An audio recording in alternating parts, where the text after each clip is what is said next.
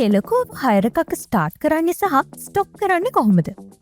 හෙලකෝ වෙතින් ඔබට ලැබුණු හයර් ඉල්ලීමක් සඳහා ගාස්තුව දැනුම්දීමෙන් අනතුරුව අදාළ මගියා විසින් ඔබ තෝරාගත්තොත් තිරයේ දිස්වන Go and Pick up button එක ඔබා Google Map එකේ පෙන්වන මාර්ගයේ යෑමෙන් ඔබට මගියා අසලට ළඟා විය හැකියි.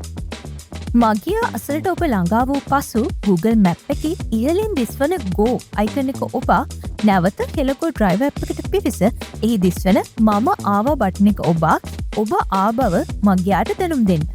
ඉන්පසුව මගියා පැමිණ ඔබේ රථයට ගොඩ වූ පසු තිරයේ දිස්වන ස්ටාර්ට් හයර් බටන් එක ඔබන්න.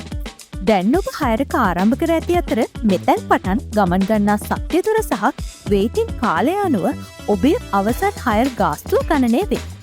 එම ගණනයන් සියල්ල තිරේ දිස්වන සජීවී ගාස්තු මීටරයෙන් විවෘත්තව දැකගත හැකි අතර මගියා හයර් ගාස්තුව ගෙවීමට බලාපොරොත්තු වන්නේ කෑෂ් වලින්ද කාඩ් වලින්ද යන්නත් ඔබට මෙතනින් දැනගත හැකියි.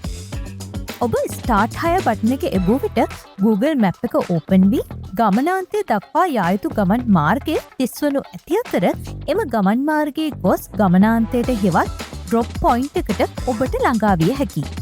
ඔබ ගමනාන්තයට ළඟා වූ පසු Google Map එකේ ඉහළින් දිස්වන Go icon එක ඔබා නැවතත් හෙලකෝ ඩ්‍රයිවර් ඇප් එකට පිවිසෙන්න.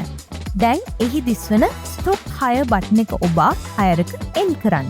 එවිට ඔබේ මගියා මුදල් ගෙවීම සඳහා තෝරා තිබුණේ කෑෂ් නම් කෑෂ් ලෙස බාරගත යුතු මුදල තිරයේ දිස්වේ. එම මුදල මගියාගෙන් බාරගෙන කෑෂ් අරගත්ත බටන් එක ඔබන්න. මගියා ගෙවීම සඳහා තෝරා තිබුණේ කාඩ් නම් හයර් ගාස්තු මගියාගේ කාඩ් එකෙන් අයවී ඒ බව ඔබට මෙලෙස දැකගත හැකිවේ. යම් හේකින් මගියා එකඟ වූ දුරට වඩා වැඩි දුරක් ගමන් කිරීම නිසා අවසන් හයර් ගාස්තුව එකඟ වූ ගාස්තුවට වඩා වැඩි වුවහොත් එහිදී මගියාගේ කාඩ් එකේ මුදල් අයකර ගැනීම සඳහා ඔබ මගියාගේ පේ පින් එක හෙලකෝ ඩ්‍රයිවර් ඇප් එකට ලබා දිය යුතුයි.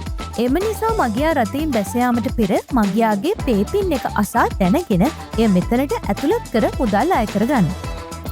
අවසාන වශයෙන් ඔබ සමග ගිය මගියා ගැන ඔබේ ඇගයීම මෙතනට ලබා දෙන්න.